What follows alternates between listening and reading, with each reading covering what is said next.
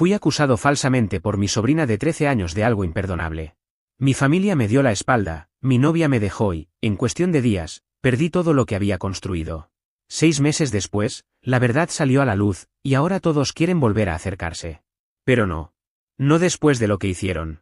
En aquel tiempo, mi vida estaba en orden. Tenía un trabajo estable en gestión de proyectos, un apartamento propio en una buena zona, amigos, estabilidad. Nada lujoso, pero era fruto de años de esfuerzo.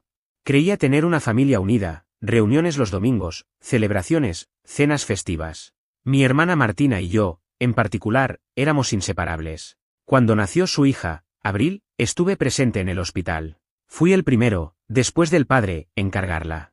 Desde entonces, me tomé en serio el papel de tío. Iba a sus presentaciones, le ayudaba con tareas, le enseñé a montar en bicicleta. Era una niña inteligente, divertida, algo caprichosa, pero encantadora.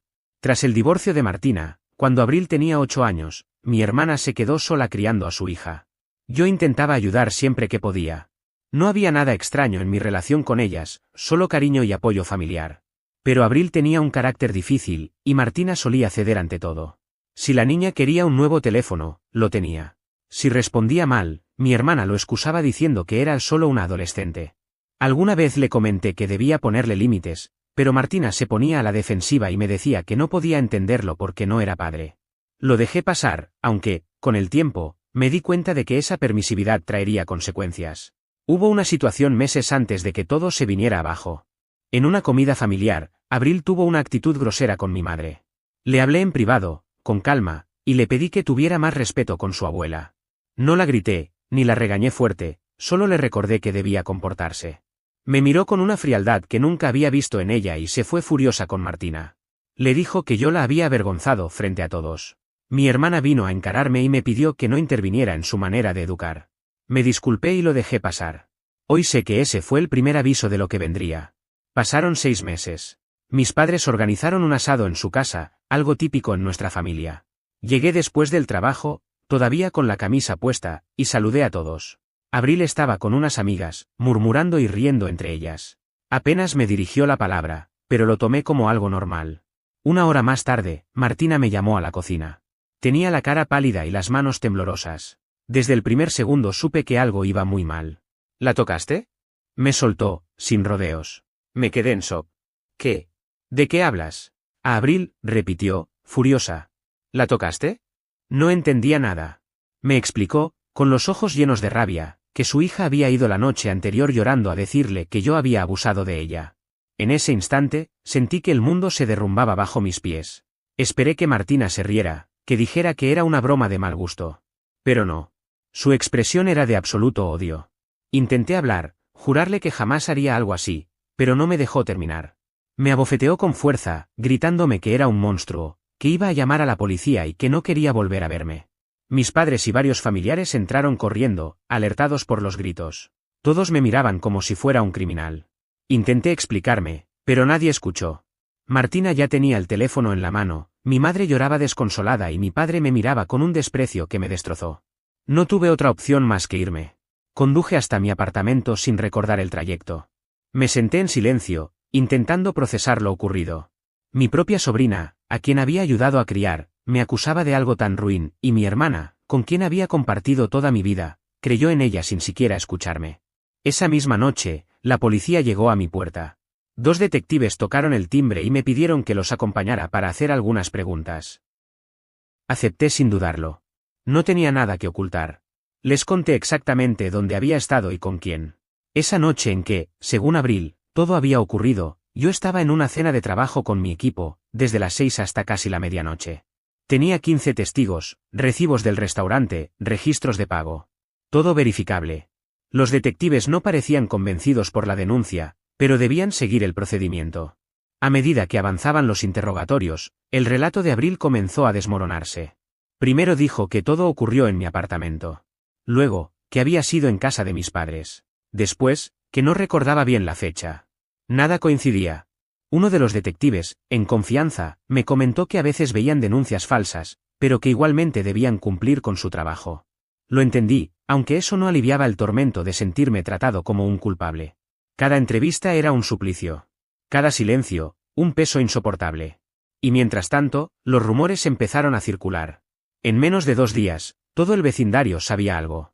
Alguien publicó en redes una historia sin decir nombres, pero con suficientes detalles como para que cualquiera entendiera de quién se trataba. Mi teléfono no dejaba de sonar. Viejos conocidos escribían para preguntar si era cierto. Cambié de número al cabo de una semana. Pero el daño ya estaba hecho. 3 días después, mi casero me llamó. Me dijo que algunos inquilinos se sentían incómodos con que yo siguiera viviendo allí.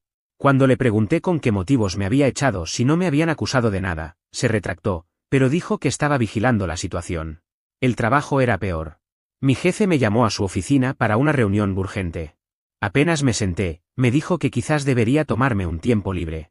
Le respondí que no había necesidad, que tenía una coartada y que la policía pronto lo confirmaría. Me miró con ese gesto ensayado de falsa empatía y explicó que no se trataba de culpabilidad ni inocencia, sino de imagen. Según él, la empresa no podía mantener en su plantilla a alguien que estuviera bajo investigación. Dijo que seguiría cobrando mientras tanto, pero el mensaje era claro, estaba siendo apartado. Esa conversación me golpeó más fuerte que la acusación en sí. Había entregado 6 años de mi vida a esa compañía, trabajando fines de semana, trasnochando para cumplir proyectos y formando a nuevos empleados. Todo eso no valió nada. En cuanto las cosas se complicaron, me dejaron solo. Repetí una y otra vez que era inocente, que todo era falso, pero su expresión era la de alguien que quería creerme y no se atrevía.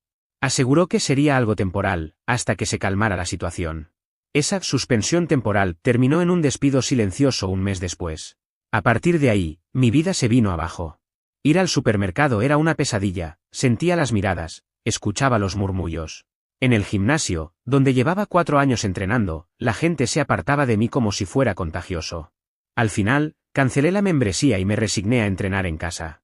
Mis amigos comenzaron a desaparecer. Algunos dejaron de contestar los mensajes, otros, más valientes, me escribieron algo como, no sé cuál es la verdad, pero tengo hijos y no puedo involucrarme ahora. Lo entendí. Todos estaban cuidándose. Mis padres apenas enviaron un mensaje en esos primeros 4 meses. Decía, rezamos para que salga la verdad. No creemos en ti. Solo eso. Su silencio lo dijo todo. Los pocos familiares que sí se acercaron fueron peores, una tía me dijo que debía priorizar la seguridad de sus hijos, un primo me preguntó si estaría dispuesto a someterme a un detector de mentiras, y un tío me sugirió que le pidiera disculpas a Abril para tranquilizar las cosas.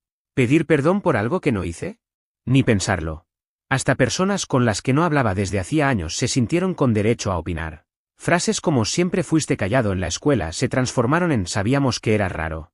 Todo lo que alguna vez fue parte normal de mi personalidad se volvió, de repente, sospechoso.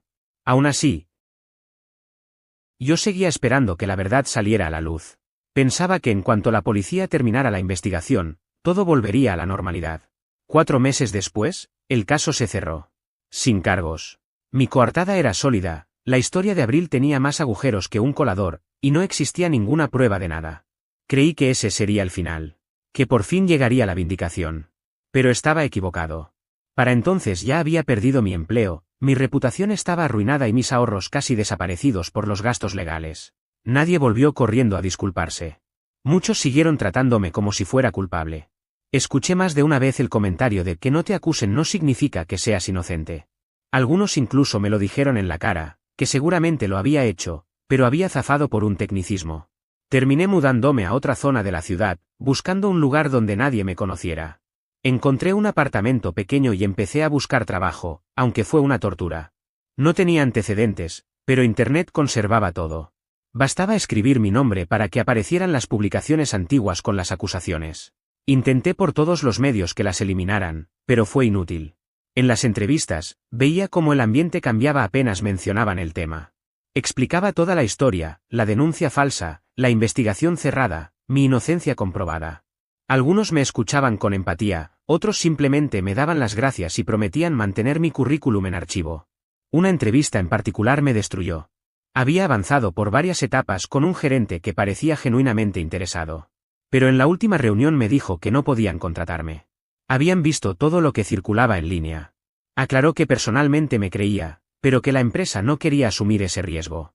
Después de eso, me quedé 1 hora en el coche sin poder moverme. Finalmente, conseguí un nuevo empleo en una compañía más pequeña, con menor salario, pero con un jefe distinto. Damián, así se llamaba, Había pasado por una situación injusta años atrás y entendía cómo funciona el sistema. Gracias a él pude empezar de nuevo. Volví a construir mi vida desde cero, conocí nuevas personas que ignoraban mi pasado y empecé terapia, porque la paranoia me estaba consumiendo. Me descubrí desconfiando de todos, analizando cada gesto, preguntándome si después buscarían mi nombre en Internet.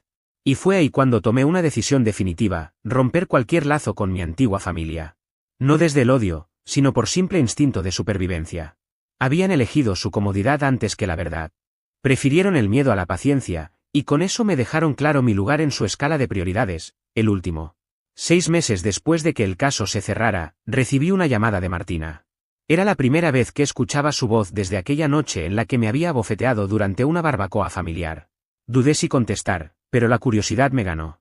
Sonaba destrozada, como si hubiera pasado horas llorando. Dijo que necesitaba hablar conmigo, que era urgente. Y entonces soltó la bomba. Abril había confesado. Todo era mentira. Según Martina, unas compañeras de la escuela habían convencido a su hija de inventar la historia, como venganza porque yo la había regañado tiempo atrás. Con el paso de los meses, el peso de la culpa la desbordó y terminó derrumbándose, contándolo todo. Martina lloraba, pidiéndome perdón una y otra vez, diciendo que debió haberme escuchado, haberme dado la oportunidad de explicarme, haber hecho cualquier cosa antes de destruir mi vida con una acusación sin fundamento. Mientras hablaba, no sentí absolutamente nada. Ni alivio, ni rabia. Solo un vacío helado. Saber que tenía razón no significaba nada, porque el daño ya estaba hecho. Mi trabajo, mi reputación, mi tranquilidad, todo eso se había perdido mucho antes de que la verdad saliera a la luz.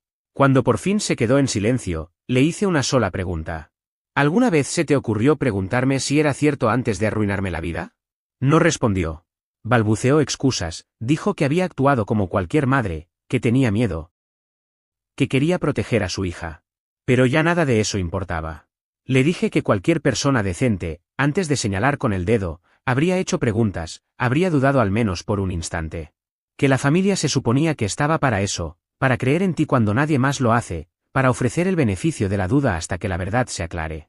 Le recordé que me conocía desde hacía más de 30 años, que habíamos compartido una vida entera, y que si después de tanto tiempo había sido capaz de creer semejante mentira, eso decía mucho más de ella que de mí. Se quedó en silencio unos segundos. Noté su respiración entrecortada al otro lado de la línea. Y entonces dijo, casi en un susurro. Tienes razón, lo sé. Te fallé. Te fallé de la peor manera. Lo siento muchísimo. Su voz temblaba, pero no me conmovió. Le respondí que agradecía que al menos reconociera su error, pero que eso no borraba nada. Le deseé que encontrara paz con su conciencia y colgué. No habían pasado ni 20 segundos cuando el teléfono volvió a sonar. No contesté. Volvió a hacerlo, una y otra vez, hasta completar 18 llamadas ese mismo día. No respondí ninguna. Luego llegaron los mensajes de voz. Cada uno más desesperado que el anterior. En el primero apenas balbuceaba una disculpa, en el segundo ya suplicaba que la escuchara, y en el último lloraba pidiéndome una oportunidad para explicarse, para enmendar lo que destruyó. No escuché más que los primeros segundos de cada uno. Los borré todos. No porque sintiera rabia, sino porque entendí que su arrepentimiento no cambiaba los hechos. Su perdón no me devolvía el año perdido, ni el trabajo, ni las noches en vela pensando si la gente en la calle me reconocía por las noticias. No me devolvía la confianza ni la sensación de pertenecer a algo. Su lo siento no curaba la paranoia, ni la depresión, ni la humillación de ser señalado como un monstruo. Nada podía hacerlo. Lo único que su disculpa confirmaba era lo que siempre supe, era inocente. Pero la inocencia, por sí sola, nunca protege a nadie de ser destruido. Durante las semanas siguientes, todos los que me habían dado la espalda comenzaron a salir de sus escondites. De pronto, todos querían hablar, reparar lo ocurrido, volver a empezar. Mi madre me envió una caja con galletas caseras y una carta en la que me decía que me extrañaba, que todo se había salido de control. La miré un momento, sin abrirla, y la dejé sobre la mesa del edificio para que alguien más la tomara. Pensé, las galletas no curan cicatrices como estas. Mi padre fue peor. Se presentó sin avisar, golpeando mi puerta como si nada hubiera pasado. Miré por la mirilla, estaba ahí, con el mismo rostro severo con el que me había gritado el día del asado familiar, cuando me expulsó de su casa. Por un momento dudé. Parte de mí quería abrir, dejarlo hablar. Pero la memoria es terca, recordé su mirada de asco, su voz cargada de vergüenza por haber criado a alguien capaz de eso. Así que abrí apenas unos centímetros, con la cadena puesta. Tenemos que hablar, hijo. De hombre a hombre, dijo con tono autoritario, como si todavía tuviera autoridad moral sobre mí. Grabo todas mis conversaciones, respondí sin titubear. Si quiere hablar, mándeme un correo. Su rostro cambió 3 veces en pocos segundos, primero sorpresa, luego herida, y finalmente ira. ¿Así de fácil vas a tirar a tu familia?, gritó. ¿Por orgullo? Cerré la puerta con calma. No respondí. Horas después, un correo suyo llegó a mi bandeja. Larguísimo. Hablaba de perdón, de obligaciones familiares, de lo mucho que mi silencio hacía sufrir a mi madre. Ni una sola línea reconociendo su parte en el daño. Lo archivé sin leerlo completo. Días después, mis primos lo intentaron. Primero los mensajes amables, luego la culpa disimulada. Damián me escribió. ¿Tomamos un café? Solo para ponernos al día. Acepté. No porque quisiera, sino porque necesitaba entender hasta qué punto la manipulación llegaba. Nos vimos en una cafetería cualquiera. Habló de banalidades unos minutos, pero tarde o temprano sacó el verdadero motivo. La familia te extraña. Todos se arrepienten de cómo actuaron. Abril está muy mal, tiene mucha culpa. Le pregunté, sin rodeos. ¿Y tú? ¿Dónde estabas cuando me interrogaron? ¿Cuando me trataron como un criminal? Se encogió de hombros, incómodo. Era complicado. No, no lo era. Era simple. O creías que era capaz de algo así, o no. Elegiste creerlo. Y esa fue tu decisión. Su rostro se tensó. No tuvo respuesta. Yo tampoco necesitaba una. Lo cierto es que ya no quedaba nada de mi vida anterior. En los 6 meses entre la acusación y la confesión de Martina, había empezado desde cero. Conseguí un nuevo trabajo en una empresa más pequeña, alquilé un apartamento modesto, hice nuevos amigos, y por primera vez en mucho tiempo, dormí sin sobresaltos. Fui a terapia, hablé, lloré, me reconstruí pedazo a pedazo. Entendí que el hombre ingenuo que había sido, el que confiaba, el que creía que la familia era un refugio, había muerto el día en que Martina me abofeteó y me echó de su casa. El nuevo yo era distinto. Precavido. Documentaba cada interacción, guardaba copias de todo, establecía límites firmes como muros de concreto. Y, sobre todo, no permitía que nadie que me hubiera traicionado tan fácilmente volviera a entrar en mi vida. Pero Martina no se rindió. Seguía insistiendo, llamadas, mensajes, correos, incluso llegó a aparecer frente a mi edificio. Yo me limitaba a una respuesta breve, por favor, deja de contactarme. Ella respondía con el mismo discurso, que Abril era solo una niña, que había sido manipulada, que todos cometemos errores. Y yo le contestaba con la frialdad del que ya no siente nada. Tu error me costó mi trabajo, mi reputación, mis ahorros y un año de mi vida. Después, me daba media vuelta y me iba. Mis padres intentaron otra estrategia, la mediación. Organizaron una reunión familiar sin consultarme y luego me llamaron solo para informarme la hora y el lugar. Me reí. Les colgué. Me llamaron tercos, rencorosos, me acusaron de falta de corazón.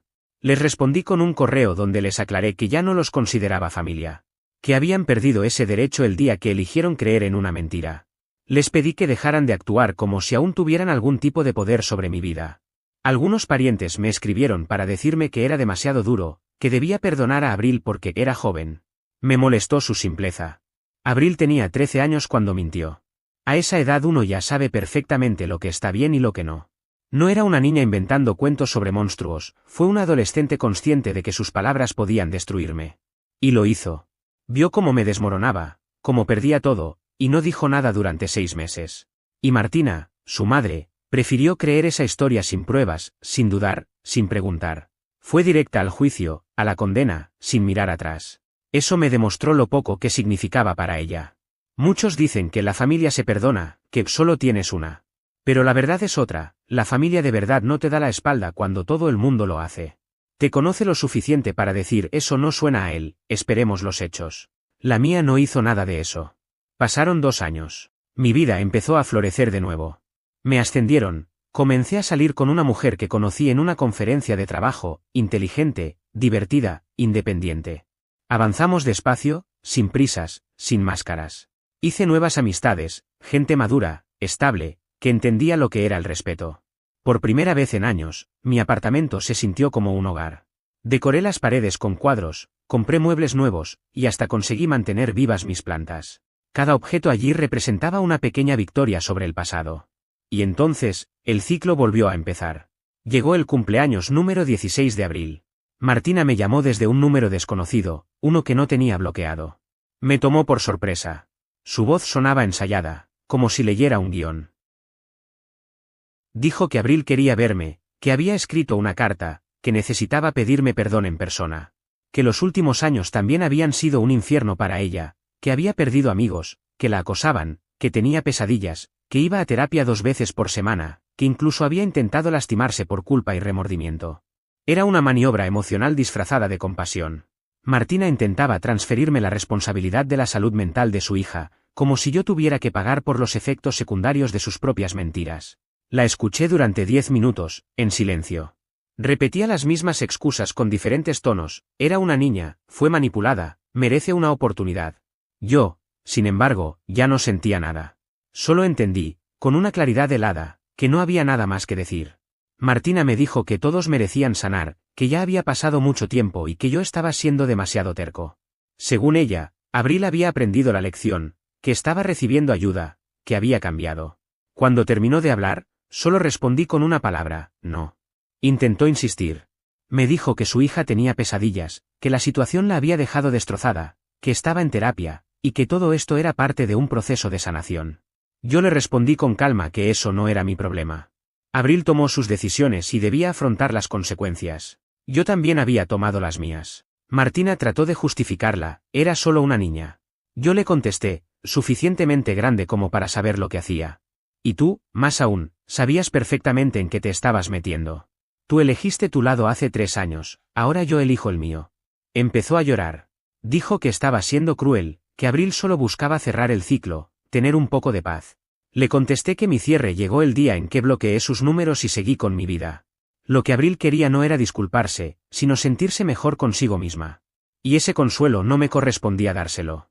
Antes de colgar, fui claro: no me llames más. A los pocos días, me llegó una carta. No sé cómo consiguió mi dirección, tal vez contrató a alguien o me rastreó por su cuenta.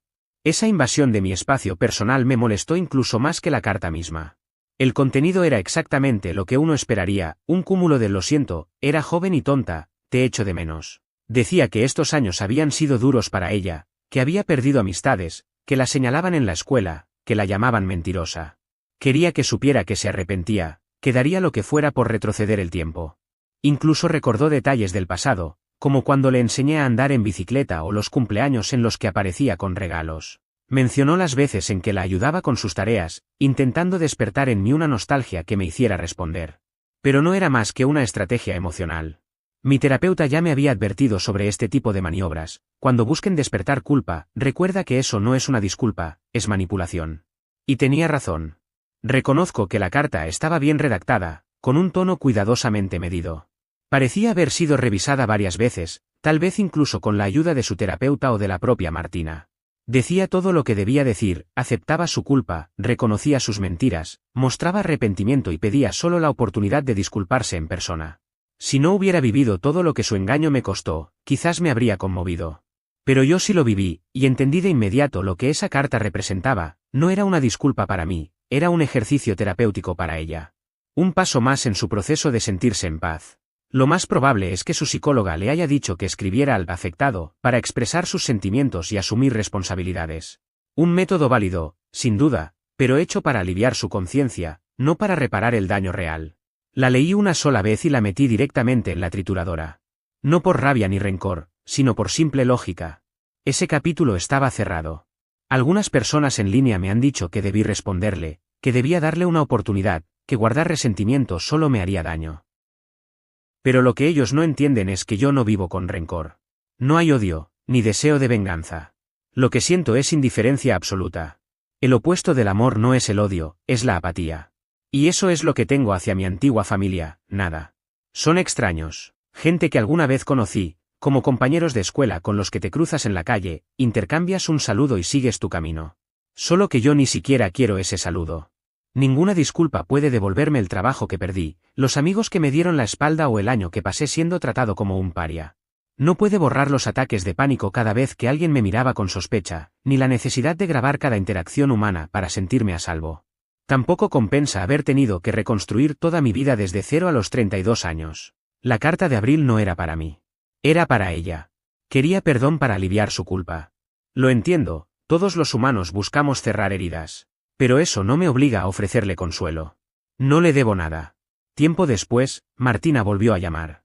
Dijo que había roto el corazón de su hija al no presentarme en su cumpleaños. Yo le respondí que Abril destrozó mi vida entera con sus mentiras, así que, si hablábamos de daño, estábamos más que a mano. Ella insistió en que yo seguía guardando rencor a una adolescente. Le aclaré que no era rencor, era protección. Ya sabía de lo que eran capaces, y no volvería a exponerme. Mis padres también intentaron acercarse hace unos meses. Usaron la vieja táctica de la vida es corta y la familia lo es todo. Mi madre me escribió diciendo que estaba envejeciendo, que quería verme antes de morir, que sostener rencores agotaba el alma. Manipulación emocional de manual. Mi padre le siguió el paso, confesando que había cometido errores, pero que ahora intentaba corregirlos, y que eso debía valer algo. Pensé en ignorarlos. Pero sabía que, si no los enfrentaba, seguirían intentando con nuevas estrategias, nuevas frases de culpa, nuevos discursos de familia unida. Así que acepté verlos una sola vez, con un propósito claro, cerrar el tema para siempre. Elegimos una cafetería neutral, a medio camino entre sus zonas y la mía. Llegué antes, escogí una mesa junto a la salida y llevé un libro por si se retrasaban. No lo hicieron. Llegaron puntuales, visiblemente tensos. Fue la primera vez en 3 años que los vi en persona. Estaban envejecidos, con el cansancio reflejado en cada gesto. Mi madre tenía más canas de las que recordaba, y mi padre había adelgazado tanto que parecía más frágil. Una parte de mí sintió compasión, pero otra recordó todo lo que me hicieron pasar. Se sentaron, pidieron café que apenas probaron. Mi madre lloró casi toda la conversación, sacando servilletas que había traído a propósito. Mi padre se mantuvo en silencio, pero sus manos temblaban cada vez que llevaba la taza a los labios. Dijeron que me extrañaban. Que las reuniones familiares ya no tenían el mismo espíritu sin mí. Que todo había perdido su brillo desde que me fui. Intentaban hacerme sentir que mi ausencia era una herida abierta, un hueco imposible de llenar. Mi madre fue la primera en hablar, con los ojos húmedos y la voz temblorosa. Dijo que las fiestas se habían vuelto silenciosas, que ponía un plato para mí en la mesa de acción de gracias por costumbre, hasta que se daba cuenta de lo absurdo que era esperar a alguien que ya no pensaba volver. Cada vez que retiraba ese plato, rompía a llorar. Mi padre intervino después, con ese tono solemne que siempre usaba cuando quería dar lecciones de vida.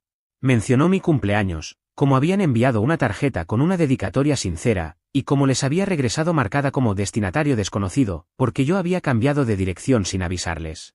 Para ellos, aquel sobre rebotado simbolizaba mi renuncia a seguir formando parte de la familia. Yo escuché todo sin interrumpirlos, sin siquiera moverme. Dejé que soltaran sus discursos de arrepentimiento, uno detrás del otro, como si descargar su culpa fuese una especie de purificación. Mientras hablaban, me di cuenta de que no buscaban entenderme, solo querían limpiar su conciencia.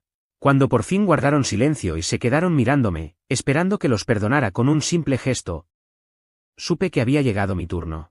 Cuando Martina me acusó, dije despacio, ninguno de ustedes me dio la oportunidad de explicarme. Nadie me llamó aparte. Nadie me preguntó si era verdad, si había pruebas, si algo no encajaba. Lo dieron por hecho. Me miraron como si fuera un monstruo, y dejaron que me marchara de aquella reunión sabiendo perfectamente lo que se murmuraba sobre mí.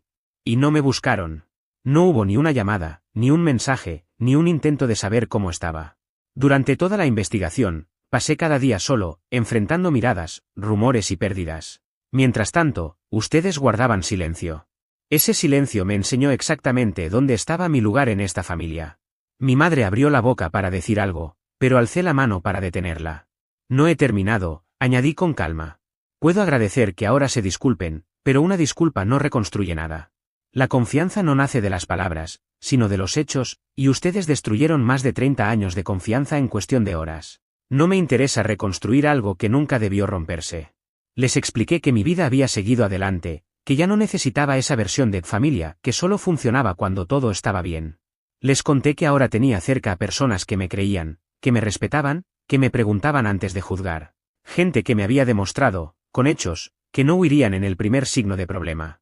Les dije que no quería volver a un entorno donde mi nombre podía ser arrastrado por el suelo sin que nadie se levantara a defenderme. Mi padre intentó intervenir. Dijo que jamás volverían a cometer el mismo error, que habían aprendido la lección. Pero lo interrumpí también. No puedes saberlo, le respondí. Cuando las cosas se ponen feas, nadie sabe realmente cómo va a reaccionar. Y cuando yo más los necesité, fallaron. No porque sean malas personas, sino porque son humanos. Se asustaron, creyeron lo peor y pensaron primero en ustedes. Lo entiendo. Pero ahora me toca a mí pensar en mí mismo, proteger lo poco que me queda de paz. Y eso incluye mantener distancia de quienes me demostraron que no puedo confiar cuando todo se tambalea. Mi madre murmuró que estaba siendo demasiado duro, que todo el mundo merece una segunda oportunidad. Quizás, le dije. Pero yo decido a quién se la doy.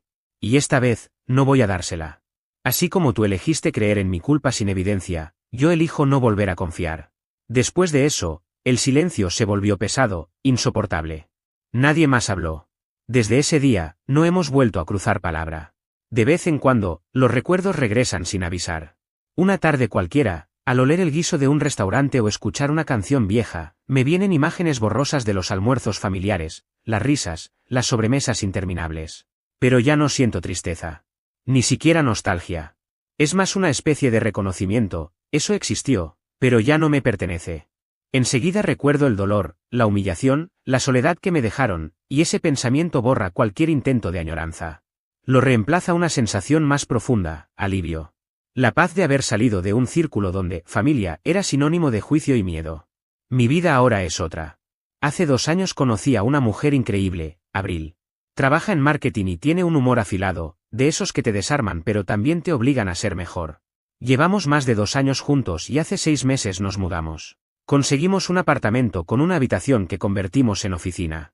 Ella sabe lo básico de mi historia, que hubo una acusación falsa, que perdí a mi familia, que tuve que empezar desde cero.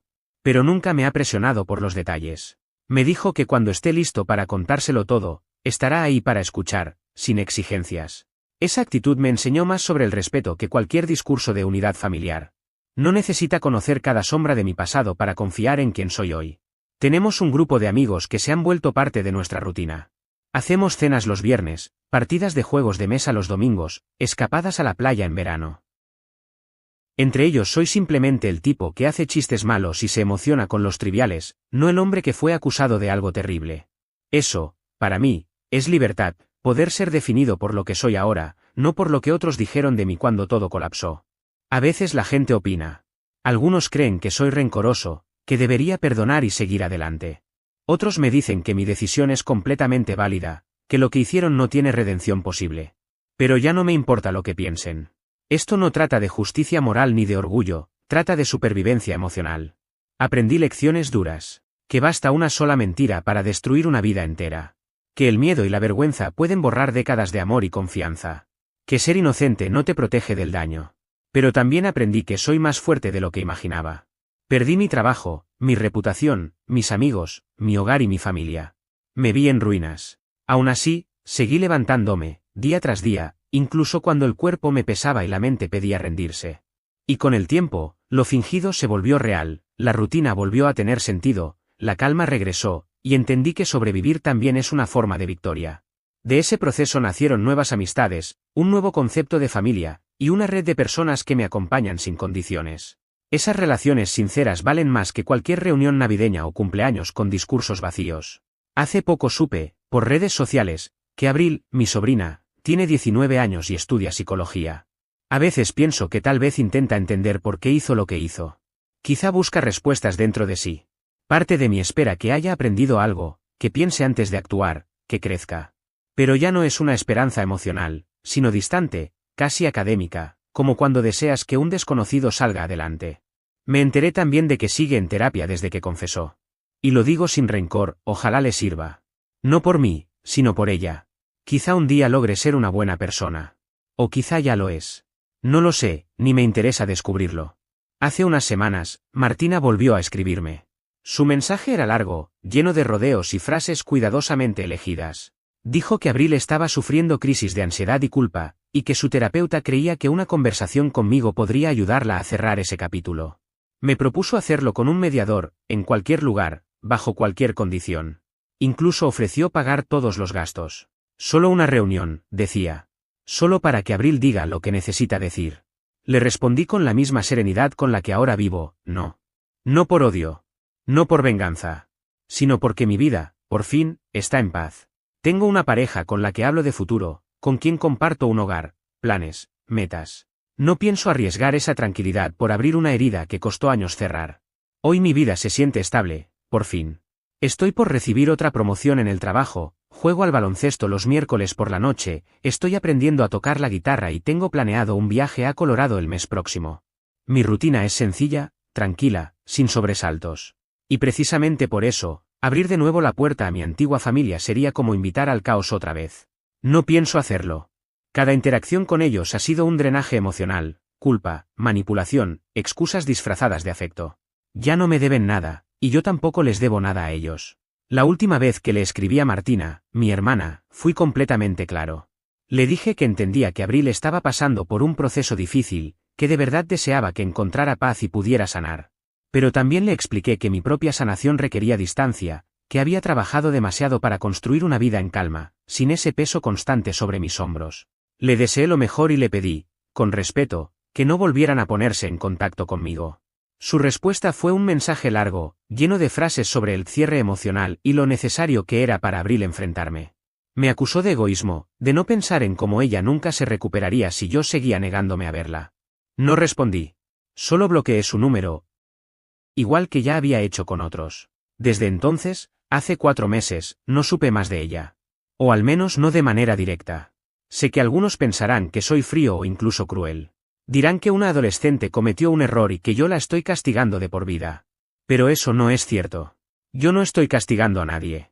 Lo único que hago es vivir mi vida sin ellos, y eso es muy diferente. Un castigo implica un deseo de hacer daño, una intención de venganza. Lo mío no es eso. No busco herir a nadie, solo proteger mi propia paz. Ellos se sienten castigados porque quieren algo de mí que no estoy dispuesto a entregar. Ese no es mi problema, es el suyo. Mi novia sabe lo esencial de lo que pasó, aunque no todos los detalles. Un día me preguntó si alguna vez extrañaba a mi antigua familia. Le contesté con total honestidad, echo de menos la idea que tenía de ellos, no a las personas que en realidad fueron cuando todo se derrumbó. Extraño la versión que existía antes de descubrir cuán poca fe tenían en mí. Pero la verdad de quienes demostraron ser, no la quiero de vuelta. Ella lo comprendió por completo.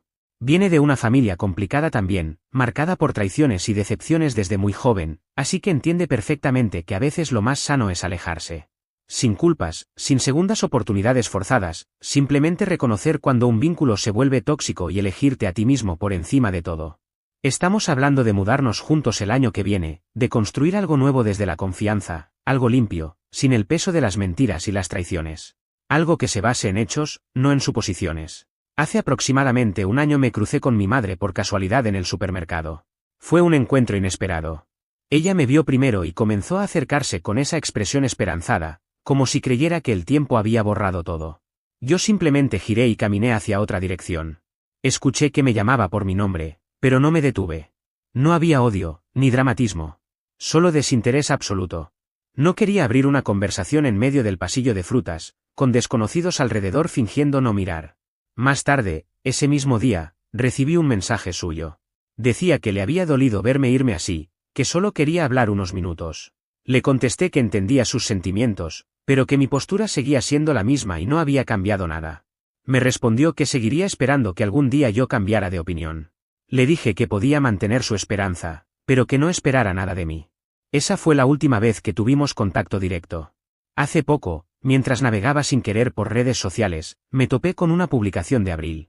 Era una frase vaga sobre el perdón y los errores, sin mencionarme, pero era evidente a quién se refería. Los comentarios estaban llenos de gente apoyándola, diciendo que todos merecemos una segunda oportunidad, que guardar rencor envenena el alma. No sentí enojo. Ni siquiera molestia. Solo indiferencia. Ya no era mi historia. Era la suya. Hoy mi vida es simple, y eso me gusta. Trabajo, gimnasio, cenas con mi novia, tiempo con mis amigos y con mis hobbies. El año pasado empecé con la carpintería, y hasta construí una estantería que quedó mejor de lo que esperaba.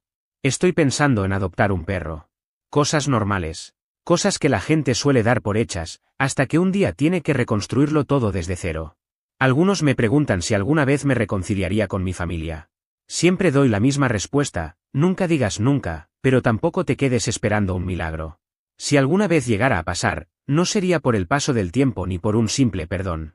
Tendría que haber un cambio real, algo profundo y tangible. La confianza no se repara con palabras ni con los años. Solo se reconstruye con acciones constantes, con coherencia y verdadera comprensión de lo que se hizo mal. Mi familia nunca mostró eso. Se limitaron a pedir disculpas y a esperar que regresara, Como si un lo siento fuera un botón mágico que borra el pasado. Pero no lo es. Y por eso, sigo adelante. En paz. Sin rencor, pero sin mirar atrás.